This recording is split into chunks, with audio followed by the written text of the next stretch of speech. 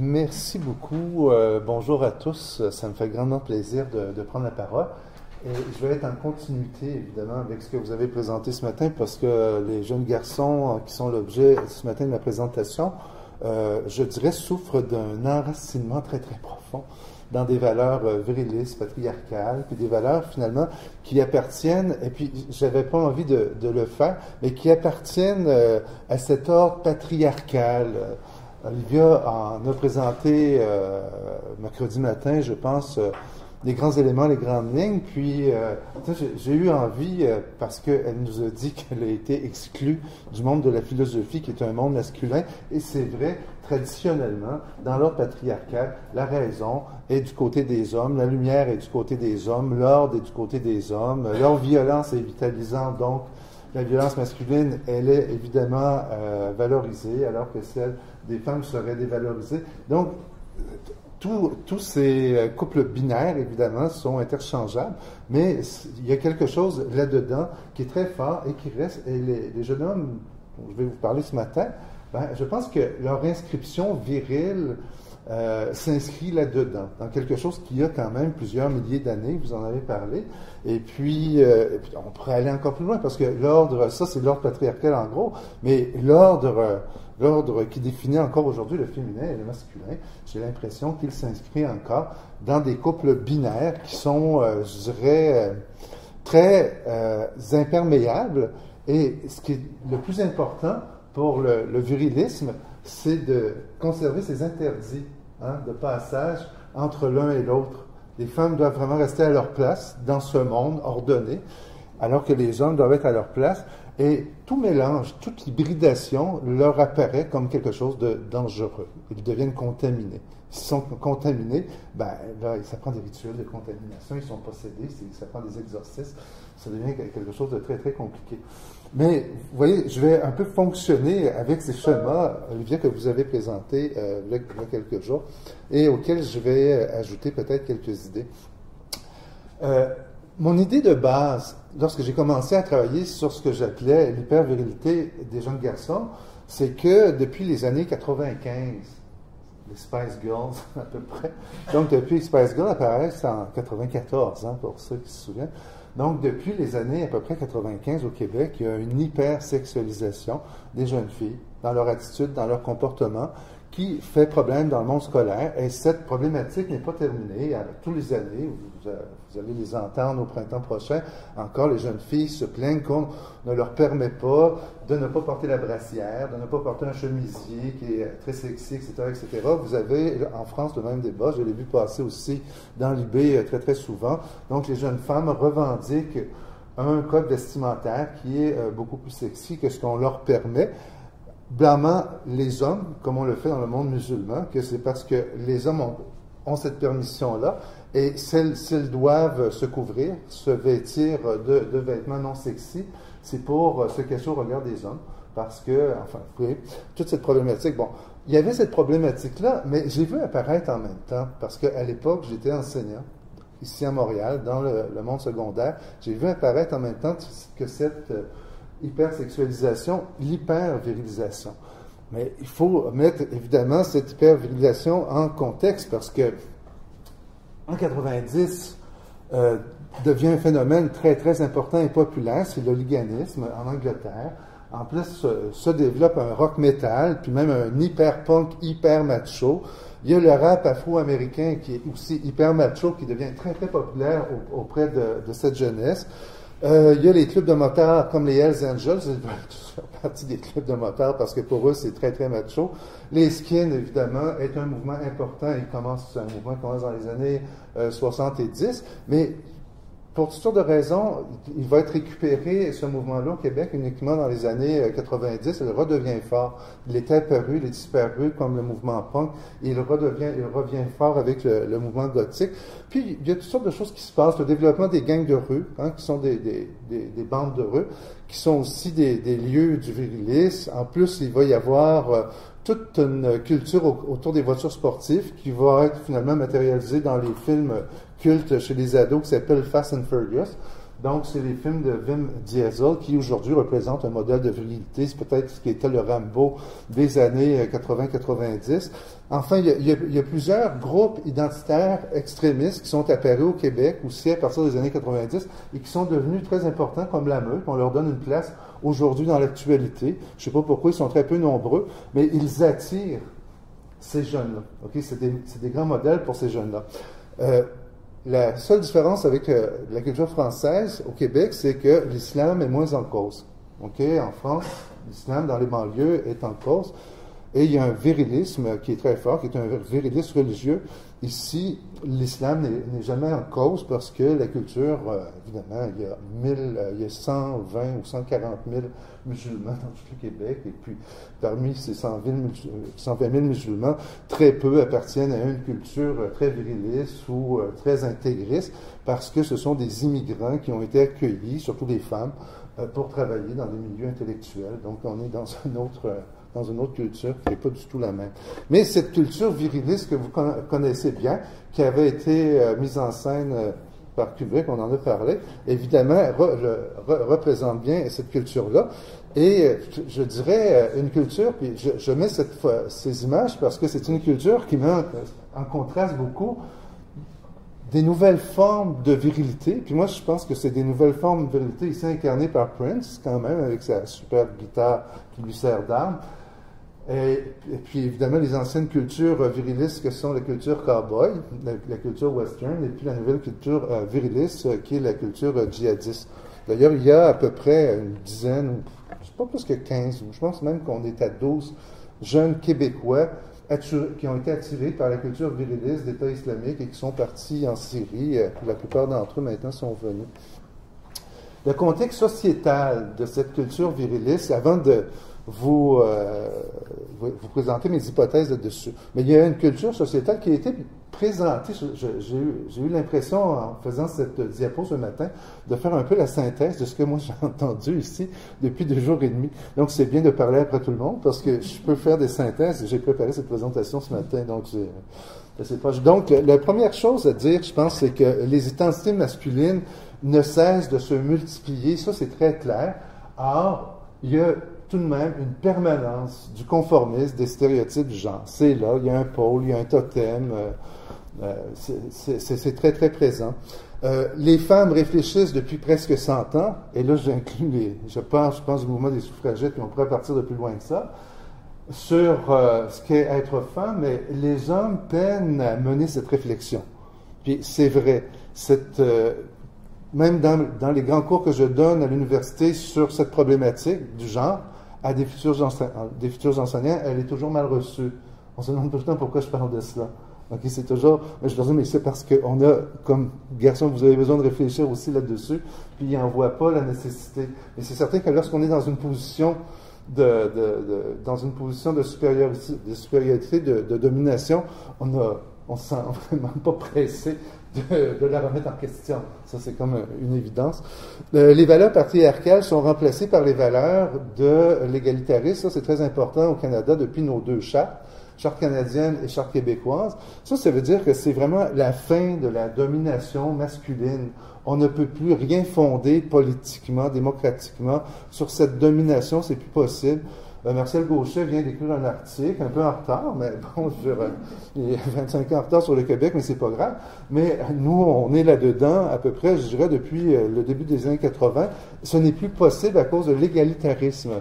Et puis, toute forme d'attitude, de comportement qui n'irait pas dans ce sens pourrait être vu comme de la discrimination. Donc ici, c'est très, très important, ce courant-là. Il n'y a pas de complot, je dirais, masculin ou même machisme contre le féminin. Puis il faut le dire, parce que dans les milieux universitaires québécois, il y a encore cette idée que le mâle représente le mal. Le mâle, c'est le mal. Moi, j'ai eu l'impression qu'il y a eu un retournement de l'ancien mythe adamique. L'ancien mythe adamique crée une femme qui va représenter le mal parce qu'elle aurait été la première à transgresser un interdit divin. Moi, je transforme tout le temps cet interdit en disant c'est la première créature de Dieu, ou premier être mythique à poser un acte libre. On peut aussi le voir comme ça. Mais aujourd'hui, il y a un renversement de cette vieille mythologie dans une société post-patriarcale de voir l'homme comme étant le mal. Et ça va aussi loin au Québec. On fait des politiques pour empêcher des hommes de travailler seuls dans des institutions avec des femmes, parce qu'ils sont toujours des potentiels violeurs, agresseurs, etc. Donc, il y a cette mentalité qui s'est développée, qui est très forte ici. Donc, je pense qu'il faut en discuter. Les hommes se définissent de moins en moins par la paternité au Québec. C'est la plupart des hommes, et beaucoup de femmes, mais je pense surtout des hommes, se définissent de plus en plus par leur plaisir sexuel. Donc, c'est pourquoi, si vous allez dans les sites pornographiques, dorénavant, vous avez à peu près 400 catégories. Autrefois, il y en avait à peu près 10, et ça se multiplie.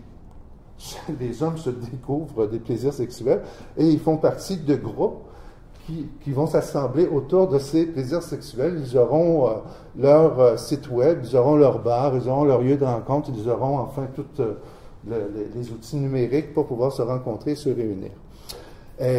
Par contre, et malgré cela, la question du consentement devient la question, je pense, la plus difficile au Québec. OK? Puis elle fait beaucoup de problèmes chez les virilistes, cette question-là, du consentement pour accéder à l'autre. Question qui existe très peu dans le monde gay, mais cette question-là est quand même là. Puis, sixièmement, la masculinité et la virilité sont des construits culturels, ça, on le sait, donc nous sommes indifférenciés quant au genre et quant à la virilité à la naissance. Puis, il n'y a pas de connexion entre le biologique là-dessus et le social. Puis, moi, je pense qu'aujourd'hui, nous sommes en train d'expérimenter ce que cela veut dire. Puis c'est pourquoi on a vu apparaître au Québec, depuis à peu près une vingtaine d'années, ce qu'on appelle moins la culture queer que la culture trans. Et cette culture trans va très loin, parce que beaucoup de jeunes enseignantes qui sont dans mes classes, moi je donne le cours de dernière année, et je donne un cours qui s'adresse à tous les étudiants. Donc j'ai toujours des grandes classes de 350, 400 étudiants. Donc, ce qui est dans l'air depuis une vingtaine d'années, c'est vraiment l'idée qu'on doit avoir un enseignement neutre, où on ne prend plus intérêt au genre. Donc, les enfants devant soi sont des enfants qui ne sont pas genrés. Donc, moi, je pense que ça fait partie de cette problématique-là. Ah, c'est ce que je voulais dire dans la prochaine diapo.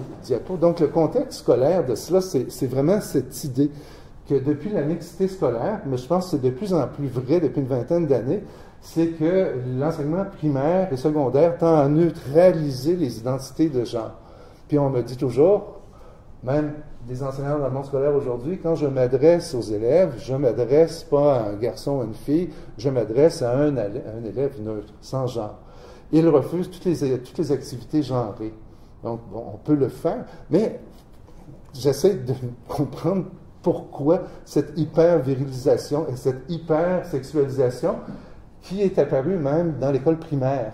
Okay, jusqu'à l'école secondaire. Donc, ça apparaît aussi à l'école primaire. J'ai l'impression qu'il y a un désir, là, qui est très, très fort chez des enfants de se sexualiser, au moins de se genrer, au moins d'apparaître sous une identité de genre. Puis aussi, les garçons se sont rendus compte, avec des années, avec l'égalitarisme canadien, que les femmes peuvent occuper toutes les fonctions, dévolues autrefois aux hommes. Puis, il y a quelque chose qui est, je pense, comme un peu un interdit ou qui est occulté, dont on ne parle jamais. Mais les jeunes garçons ont toujours été associés à des jeux très masculins, dont le camion de pompier. Et quand on demande à un jeune garçon ce qu'il veut faire dans la vie, c'est qu'en général, pour se différencier des filles, il disait qu'il va être policier, pompier ou même militaire, ou encore mieux, conducteur de camion, ça c'était bien. Et on leur donne encore des camions, mais ça ne fonctionne plus. Parce qu'il y a autant de chauffeurs d'autobus et de camions aujourd'hui qui sont des femmes que des hommes. Donc, ils doivent se trouver d'autres lieux de différenciation. Puis la question de la différenciation va être au cœur de toute cette problématique-là. Donc, pour moi, mes hypothèses avec lesquelles je travaille, c'est que le virilisme est susceptible d'éclairer les rapports négatifs à l'école de plusieurs jeunes garçons.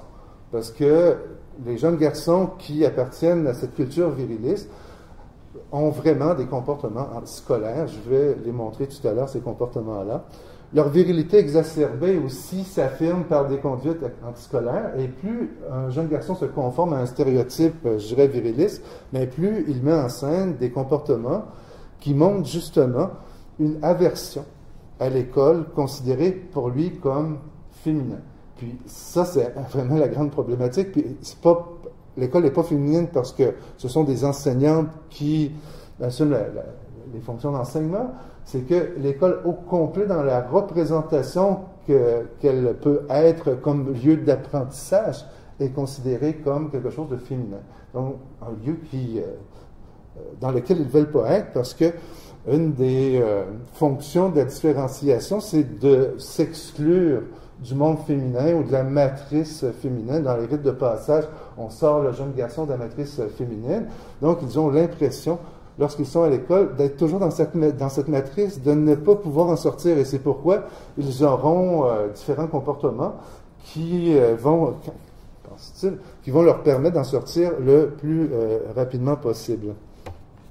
D'ailleurs, toutes les données sociologiques cumulées, moi j'ai fait beaucoup de recherches de type sociologique, empirique, sur la violence des jeunes garçons, sur les représentations de l'école des jeunes garçons, etc., etc., etc. J'ai pas mal publié là-dessus. Puis, là-dessus, tous mes travaux, pour ceux qui connaissent de Barbion en France, mènent les mêmes travaux depuis au moins 30 ans. Il vient tout juste d'écrire, d'ailleurs, dans la même, je dirais, dans la même inscription que moi, un rapport qui montre comment le virilisme aussi est une des principales causes des incivilités chez les jeunes garçons en France. Un rapport qui vient tout juste de sortir, il y a à peu près quelques mois. Mais toutes les statistiques montrent que le décrochage scolaire est beaucoup plus grand chez les garçons, que ce sont principalement les garçons qui ont des conduites d'indiscipline, d'incivilité et de violence à l'égard des enseignants, entre autres. Puis les garçons, évidemment, sont les plus grands décrocheurs de l'école. Puis je dois vous dire que ça a un impact qu'on voit même à l'université, parce que ici, on est presque autant d'hommes que de femmes, un petit peu plus de femmes, mais l'université, mon université, l'Université Laval, quand même, c'est 45 000 étudiants, mais parmi ces 45 000 étudiants, 67% sont des femmes. Donc, on est tout proche d'atteindre 70% de femmes. J'imagine que ça doit être à peu près pareil dans les autres universités, je n'ai pas le chiffre. Donc, évidemment, ça a un impact sur les études à long terme. Ces jeunes garçons, généralement proviennent, majoritairement, de classes populaires. OK? Donc, classe ouvrière, classe défavorisée, puis les classes rurales. Moi, j'habite dans un milieu rural, et dans mon milieu, je dirais que c'est 80% des jeunes garçons qui abandonnent l'école à 16 ans. Ils vont travailler à l'usine, parce que l'usine, dans leur représentation, est un lieu très masculin, très machiste, et c'est surtout les hommes qui travaillent à l'usine. Et très rapidement, ils pourront s'acheter leur skidoo, leur 4x4, enfin, tous je dirais, les objets qui, dans leur tête, font viril. OK? Caractéristiques identitaires de ces jeunes garçons. Puis là, ça rejoint quelque chose que vous avez dit ce matin, c'est que le militarisme puis le patriotisme n'est jamais loin de ces comportements-là, et beaucoup de ces jeunes garçons vont adhérer au mouvement d'extrême gauche ou d'extrême droite, mais les deux se rejoignent dans une espèce de virilisme où il y a l'uniforme, où il y a une affirmation patriotique qui est très très forte. Donc ce sont des jeunes qui sont toujours à la quête d'un chef. Donc, quand dans la classe, vous avez une position de chef, puis c'est surtout les femmes qui, dans les classes, ici au secondaire, sont capables de mieux assumer cette position de chef. Donc, c'est surtout les femmes qui ont le plus de facilité avec ce type de garçon, plus que les hommes qui ne savent jamais quoi faire avec ce type de garçon. Ça, dans mes enquêtes aussi, je le montre très bien, comment les femmes tiennent mieux la classe parce qu'ils sont capables de s'incarner dans un rôle de chef, alors que beaucoup d'hommes qui sont dans le monde de l'enseignement sont incapables de s'incarner dans un rôle de chef. Donc, ils adoptent aisément un conformisme de groupe ou de bande. Donc, ce sont les mêmes jeunes, vous savez, qui ont été, à une certaine époque, les skins, les punks, les rockers, ils ont besoin d'un uniforme. L'uniforme jeune va être transposé plus tard, à l'âge adulte, par un autre uniforme qui sera un uniforme politique ou un uniforme religieux, peut-être du djihadisme, mais l'idée de l'uniforme qui les uniformise, qui leur donne une identité uniforme, est quelque chose de très important. Comme je vous disais au début, ils ont peur des hybridations. Tout ce qui est hybridé pour eux est contaminant, est dangereux. Donc, l'uniforme les protège de toute forme de contamination. D'ailleurs, on a parlé hier dans une conférence de contamination. Ils cherchent des réponses définitives. Donc, la philosophie pour eux, la réflexivité, la pensée critique, tout ce qu'on pourrait appeler la culture de l'intériorité, on a beaucoup de difficultés avec ces jeunes. Ils la refusent complètement, ils sont toujours en extériorité. Et encore là, l'uniforme est important, l'uniforme est quelque chose d'extérieur. Donc, entrer en soi, ça serait comme dangereux. Il faut toujours rester à l'extérieur de soi. C'est une culture d'ailleurs qui est très corporelle. Ils refusent évidemment les acquis de la société égalitaire. Les garçons ont toujours peur d'apparaître devant d'autres garçons. Oh, ça c'est très important comme faibles, féminins, impuissants, homosexuels. Leur sentiment de vérité outrancier dès lors se renforce dans des situations où un garçon est en position de domination. D'ailleurs, c'est toujours très important pour eux. Dès qu'ils vont être en position de domination, ils vont en profiter pour affirmer leur virilité. Puis, lorsqu'ils ne peuvent pas être en position de domination, ben, ils vont tout simplement se retirer. Puis, d'ailleurs, pour les jeunes virilistes, les garçons les plus vulnérables se retrouvent du côté du féminin. Culture viriliste, pour moi, peut expliquer tout le rapport négatif à l'école. Un dédain de l'école, un dédain des activités scolaires, un dédain des règles pour la discipline, etc. C'est vraiment un dédain, mais j'aimerais aller plus loin que ce dédain. Je n'aurai peut-être pas le temps, mais il y a, je dirais, des attitudes et des comportements qui sont spécifiques à ces jeunes, qui sont très connus par tous les enseignants. Okay? Parce que les enseignants doivent gérer ces jeunes-là. Ils représentent une frange quand même importante de l'école publique. Vous savez, au Québec, on a un assez grave problème dans l'école parce qu'on a une école publique et une école privée. Dans l'école publique, il y a une partie de l'école publique qui est quasi privée parce que ce sont des écoles à projet ou des écoles internationales. Donc, il reste très peu d'élèves, d'étudiants dans la vraie école publique qui représente à peu près juste 30% de la population. Et c'est dans ces écoles-là qu'on va rencontrer ces jeunes-là. Ils sont massivement présents donc dans l'école publique. Et les enseignantes, surtout aujourd'hui, c'est des enseignants qui enseignent dans ces écoles, parce que les jeunes qui sortent diplômés de nos programmes sont des enseignants, donc ils sont confrontés à cette culture-là. C'est pourquoi moi je trouve très important, enfin, de les former à cette culture-là. Je ne reviendrai pas sur ce qu'est la virilité, on en a beaucoup parlé, j'aurais aimé en dire un petit mot, c'est vraiment pas important, mais vu qu'il me reste très peu de temps, j'aimerais plutôt insister sur un point. Le différentialisme. Le différentialisme est important, il est toujours là, il part de l'école, les enseignantes essaient d'avoir des attitudes de neutralité genrée à l'égard des élèves, et il y a comme réaction, à mon avis, l'hypersexualisation et l'hypervirilisation. Or, pour moi, c'est un processus, le différentialisme, qui est tellement important.